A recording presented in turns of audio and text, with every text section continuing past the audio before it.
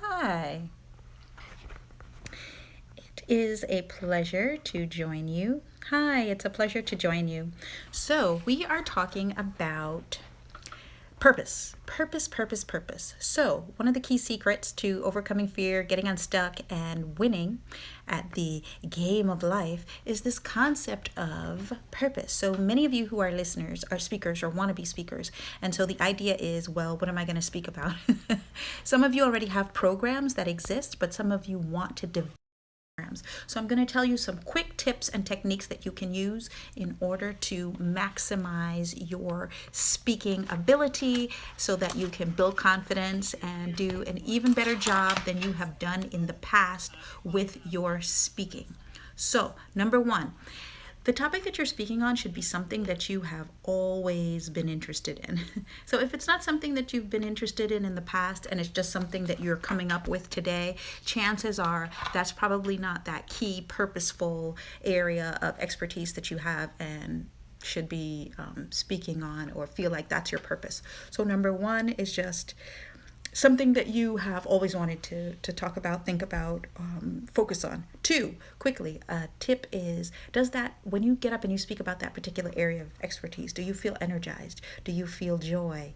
Or do you feel like, oh, I have to talk again about this, and so it sucks your energy and it makes you feel less excited and less enthusiastic? Your true purpose, your true goal should be something that gives you energy and makes you feel enjoyable. Three, it should be something that you could get up and just talk about for 30 minutes. So if somebody said to me, get up and talk about pianists for 30 minutes, I'd be hard pressed to do it. But if they say to me, get up and talk about how to empower people or success, I could sit there and talk about success for an hour.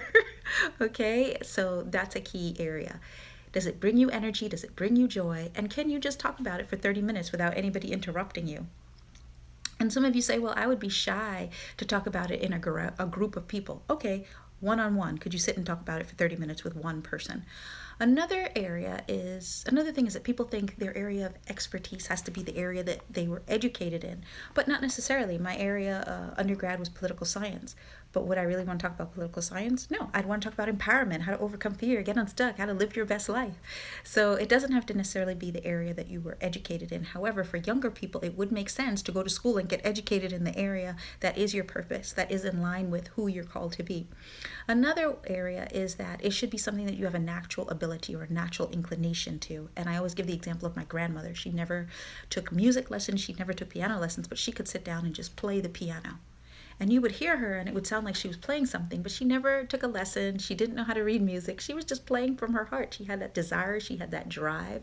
And that's a key too, that desire, that drive to play the piano. So she just sat down and she played it.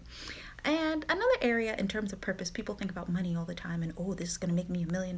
Your purpose doesn't have to necessarily be an area that people make a lot of money. Can you make a lot of money or earn a lot of funds in that area? Sure, but it doesn't have to be a doctor. It could be an area of cleanliness. Like you have that gift where you are able to walk into a room and decorate it, and you can make $1 million doing decorations because that's your gift. Another person may say, that's not a big deal. But we both know, regardless of what it is, if it's your area of expertise and it's your area of passion, that's probably going to yield you a significant amount, but it doesn't have to. Your day job may be the job that helps you to your work, and this purpose may just be the area that you excel at. So if you think it has to make money, cross that out because it may not be an area that earns a lot of funds. It may just be that this is the area that you have of expertise and your day job is supposed to be maintained because that's what you're going to use to subsidize your true vision, your true goal, and your true purpose. Thank you.